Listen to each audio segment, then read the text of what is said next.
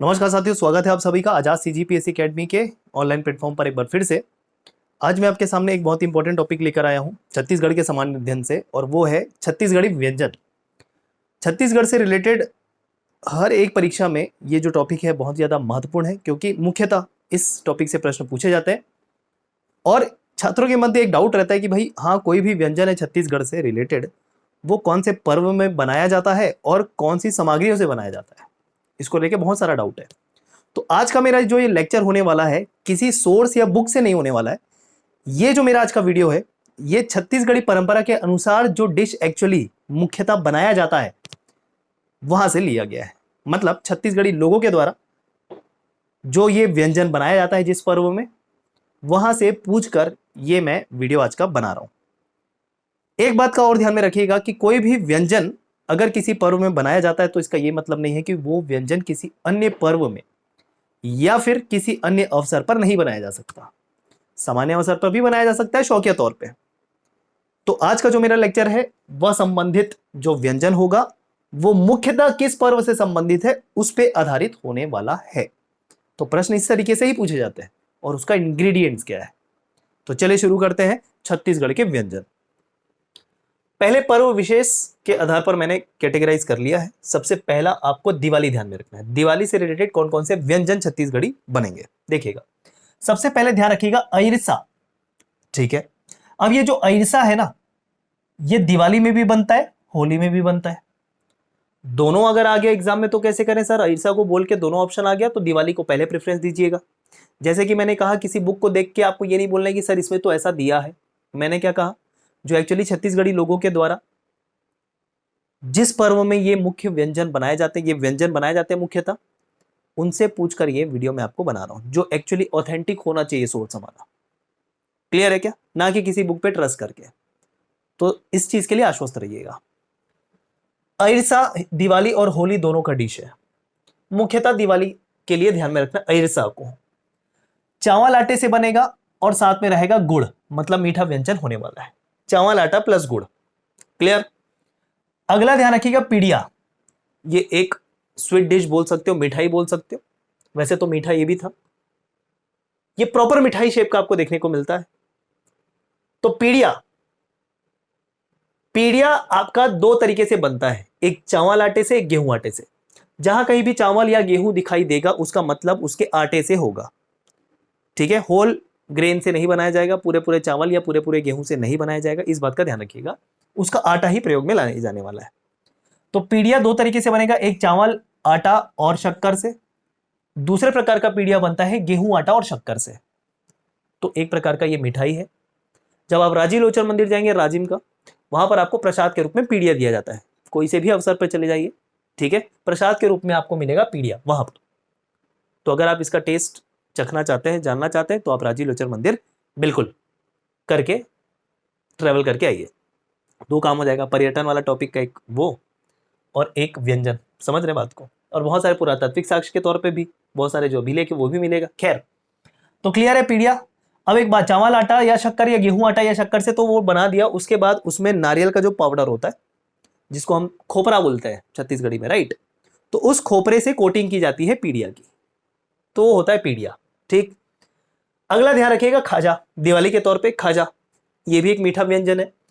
छत्तीसगढ़ी मुख्य व्यंजन होने के साथ साथ ये खाजा उड़ीसा का भी मुख्य व्यंजन है। जब आप पुरी जाएंगे तो पुरी में भी आपको बहुत सारे मतलब मुख्य मीठे व्यंजन के तौर पे खाजा देखने को मिलता है।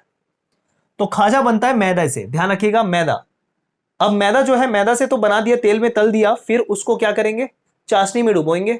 इस कारण लिखा हुआ शक्कर। शक्कर, चाशनी किससे बनता है? शक्कर से। तो पूरा तो रेसिपी यहां पर नहीं बताऊंगा, जितना एग्जाम पॉइंट ऑफ व्यू से वो जरूरी है, क्योंकि आपको बनाना नहीं है, आपको एग्जाम में प्रश्न हल करने हैं।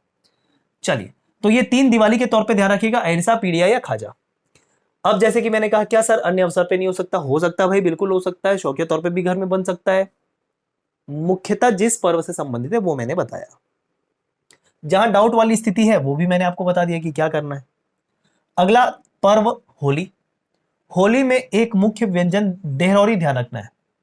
छत्तीसगढ़ी रसगुल्ला भी बोला जाता है देवरौरी को, ध्यान रखिएगा। देहरौरी छत्तीसगढ़ी रसगुल्ला भी बोला जाता है। देहरौरी बनेगा दरदरे चावल से। किससे बनेगा? दरदरे चावल से। मतलब चावल का आटा तो होगा, लेकिन वो किस तरीके से पीसा जाएगा? थोड़ा सा कोर्स पीसा जाएगा, मतलब एकदम बारीक नहीं पीसा जाएगा। तो उस दरदरे चावल के आटे से बनेगा देहरौरी। फिर से वो चाशनी का खेल होता है, मतलब शक्कर। मतलब ये एक मीठा व्यंजन है। ये भी प्रश्न हो सकता है कि कौन सा मीठा है कौन सा नमकीन है, ये ध्यान रखना है। तो देहरौरी भी आपका क्या हो गया? मीठा व्यंजन हो गया, दरदरे चावल से। और शक्कर मतलब चाशनी, मीठा व्यंजन। अहिरसा आपको ऑलरेडी बता चुके हैं कि किससे बनेगा। दिवाली में तो यूज हो रहा था, होली में भी यूज होता है। अब होली में मैंने देहरौरी बताया, प्रश्न पूछा गया था और उसमें एक ऑप्शन के तौर पे आपका पितृपक्ष दिया था और होली दिया नहीं था। तो सीजीपीएससी के द्वारा पितृपक्ष इसको लिया गया था। ठीक है, हालांकि उसको विलोपित वाली स्थिति उसमें आ गई थी। तो ध्यान रखिएगा, जो देहरौरी है मुख्य रूप से होली का व्यंजन है, मुख्य रूप से होली का व्यंजन है। आगे आइए, हरेली। हरेली में बनेगा चीला। क्या बनेगा हरेली में? चीला। ये सारे पर्व आपको ऑलरेडी पढ़ा दिए गए हैं, छत्तीसगढ़ी पर्व भी पूरे तरीके से कंप्लीट करवा दिया गया है। चीला, चीला 3 प्रकार का बनता है। एक गेहूं का चीला, चावल का चीला और बेसन का चीला। जो गेहूं का चीला होता है उसको गुड़हा चीला बोलते हैं। क्या बोलते हैं? गुड़हा चीला, क्योंकि गेहूं का जो चीला होगा उसमें गुड़ मिलाया जाता है और वो मीठा होता है। ठीक है, तो गेहूं का जो चीला बनेगा उसको गुड़हा चीला बोलेंगे और वो मीठा होगा। जबकि चावल का जो चीला बनेगा वो नमकीन होगा। चावल आटे से, मतलब चावल आटे को पानी में घोला और फिर चीला बना दिया। सबसे ज्यादा पसंद किया जाने वाला छत्तीसगढ़ में अगर कोई डिश बोलोगे वो है चीला। डोसा को भी फेल कर देता है। चावल का चीला और टमाटर की चटनी, मजा ही आ जाता है। खैर, क्लियर है कि नहीं है? तो चावल का जो बनेगा, चावल आटे का, वो नमकीन होता है, नमकीन। और जो बेसन का चीला बनता है वो भी नमकीन होता है। तो गेहूं के चीला बस क्या होता है? गुड़ा चीला जिसको बोलते हैं, वो मीठा होता है क्योंकि गुड़ के आटे के साथ शक्कर मिलाया जाता है। बाकी चावल और बेसन का जो चीला होता है वो नमकीन होता है। एक और बात, छत्तीसगढ़ का एक और पर्व पढ़ोगे, बहुरा चौथ या बहुला चौथ। छत्तीसगढ़ में उसको बहुरा चौथ बोल देते हैं। इस बहुरा चौथ में बेसन का चीला जनरली खाया जाता है, मूंग का चीला भी खा सकते हैं। क्लियर है क्या? तो बहुरा चौथ में बेसन का चीला सामान्यतः छत्तीसगढ़ में बनता है, सामान्यतः। क्लियर है क्या? तो बहुरा चौथ में बेसन का चीला, मूंग का चीला, ये फेमस है, ये ध्यान रखेंगे। अगला आ जाइए, तीजा पोला या तीजा पोरा। ठीक है इस पे बहुत सारे डिशेस बनते हैं। सबसे प्रमुख ठेठरी, खुरमी, पपची। क्लियर? चलिए बात करते हैं। ठेठरी नमकीन व्यंजन होता है, बनता है बेसन से। किससे? बेसन से। नमकीन व्यंजन होता है, इस तरीके से हुक वाली इसकी आकृति होती है, ऐसी ठेठरी। ठीक है, ऐसी हुक वाली आकृति होती है, ये ऐसा ठेठरी होता है। आपको जानते होंगे जो छत्तीसगढ़िया होंगे। और भैया अगर किसी को जानना है, देखना है, तो डेफिनेटली गढ़ कलेवा जो है बहुत सारी जगह पे ओपन हो चुका है। सबसे अच्छा एक्सपीरियंस करने का तरीका या याद करने का तरीका, आप आइए गढ़ कलेवा, वहां पर ये डिश को ऑर्डर करिए, खाइए, टेस्ट करिए, दिमाग में बैठ जाएगा। क्या बोले? अदरवाइज इसको पढ़ो, कोई इशू नहीं है। दिक्कत उनको आएगी जो छत्तीसगढ़ के प्रॉपर नहीं है। क्लियर? चलिए, तीजा पोला में आपको याद रखना है ठेठरी, कुर्मी, पपची, ये 3 आपको एक साथ ध्यान रखना है। ठीक है, ठेठरी बेसन का बनेगा, नमकीन व्यंजन होता है। खुरमी ध्यान रखिएगा, गेहूं से बनेगा, शक्कर के साथ मिक्स होके बनता है और मीठा व्यंजन है। जहां शक्कर लिखा फिर लिखने की जरूरत नहीं है कि नमकीन है कि मीठा है। ठीक है, वो ये अंडरस्टूड होगा, शक्कर यूज हो गया मतलब मीठा यूज होगा, मीठा है वो व्यंजन। तो खुरमी आपका होता है गेहूं आटा और शक्कर। ये जो खुरमी है एक और प्रकार से बनाया जाता है कि गेहूं आटा तो ही यूज होगा, ये तो तय है। शक्कर की जगह गुड़ भी इस्तेमाल किया जाता है। ठीक है, शक्कर की जगह गुड़ भी इस्तेमाल किया जाता है।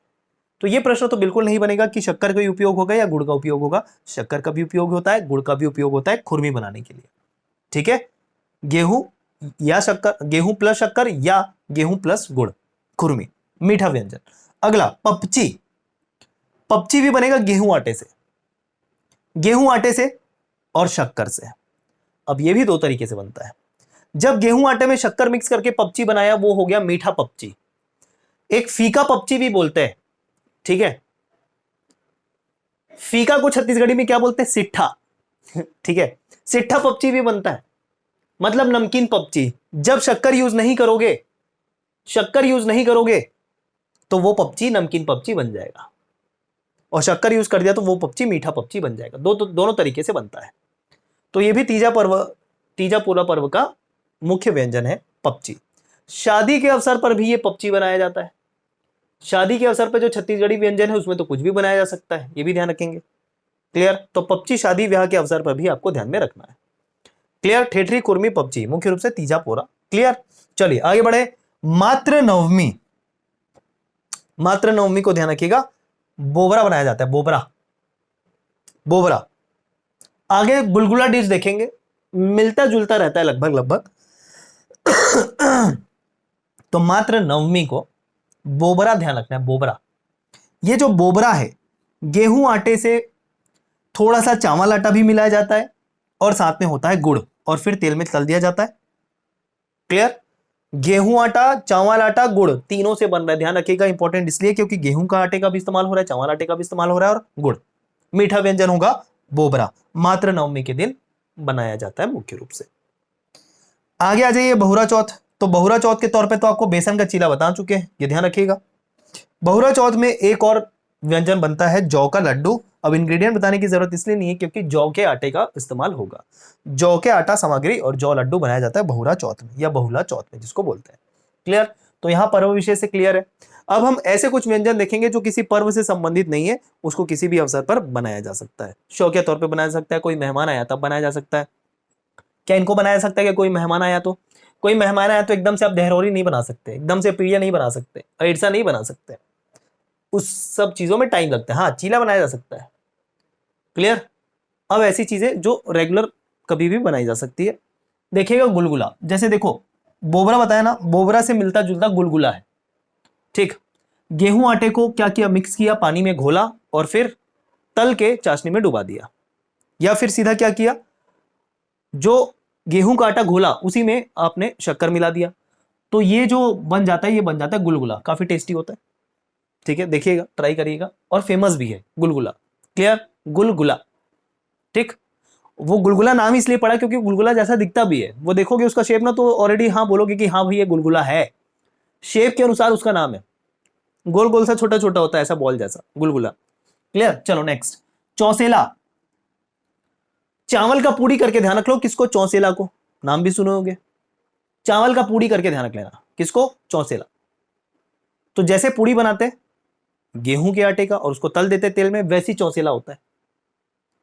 चावल आटा के जैसा पूड़ी जैसा उसको तैयार किया और तेल में तल दिया, वो चौसेला होता है। तो चावल आटे का बन रहा है। नमकीन है सोहारी, सोहारी पूड़ी को बोलते हैं। सोहारी किसको बोलते हैं? पूड़ी को बोलते हैं। ध्यान रखिएगा, छत्तीसगढ़ी में पूड़ी को सोहारी बोला जाता है। तो डेफिनेटली गेहूं आटे का होगा, उसको रोटी जैसा बेला जाएगा और तेल में तल दिया जाएगा, वो सोहारी है। क्लियर? नेक्स्ट, फरा, छत्तीसगढ़ी फ्रेंच फ्राइज। फरा छत्तीसगढ़ी फ्रेंच फ्राइज, चीला के बराबर, चीला के जितना प्रसिद्ध फरा। दो तरीके से बनता है, एक नमकीन और एक मीठा। ठीक है, चावल आटे का उपयोग होगा। कुछ इस तरीके से भी बनाया जाता है कि जो रात का चावल बच जाए, अगर बना हुआ चावल बच जाए तो उसको मैश करके फरा बनाया जा सकता है, या फ्रेश चावल के आटे से बनाया जा सकता है। क्या? फरा। ठीक है, नमकीन भी होता है, मीठा भी होता है। मीठा जो फरा होता है वो चावल के आटे के साथ दूध मिक्स किया जाता है। ठीक है, चावल के आटे साथ दूध भी मिक्स किया जाता है। कहीं कहीं पर गन्ने का रस भी प्रयोग में लाया जाता है फरा बनाने के लिए, ये भी ध्यान रखिएगा, गन्ने का रस। ठीक है, चलिए, तो फरा क्लियर है आपको। अगला तस्मई। तस्मई खीर को बोलते हैं छत्तीसगढ़ी में। खीर को छत्तीसगढ़ी में क्या बोलते हैं? तस्मई। तो खीर का इंग्रेडिएंट तो हर कोई जानता है, हर कोई खाया होगा। चावल, दूध और उसमें पड़ने वाले जो नट्स रहते हैं, मतलब ड्राई फ्रूट्स, काजू, बादाम। ठीक है, तो वही है तस्मई, खीर को बोल रहे हैं। बेसिकली ओकेजन भी अगर देखें तो शरद पूर्णिमा से ये जो खीर है वो प्रसिद्ध है, मतलब शरद पूर्णिमा के दिन छत में बनाया जाता है। ठीक है, अमृत बरसता है जिस दिन बोलते हैं खीर पे, तो वही तस्मई है। नेक्स्ट, लाटा। इंपॉर्टेंट हो सकता है, ध्यान रखिएगा, क्योंकि कॉमन नहीं है, हर कोई नहीं जानता। इमली से बनेगा, नमकीन रहेगा। इमली में नमक, मिर्च, मसाले डाले जाते हैं और फिर लाटा बनाया जाता है लॉलीपॉप का शेप देके। मतलब स्टिक होता है, उस स्टिक में इस तरीके का इमली को लपेट दिया जाता है और इमली जो रहेगा वो नमक मिर्च मसाले के साथ तैयार किया जाएगा।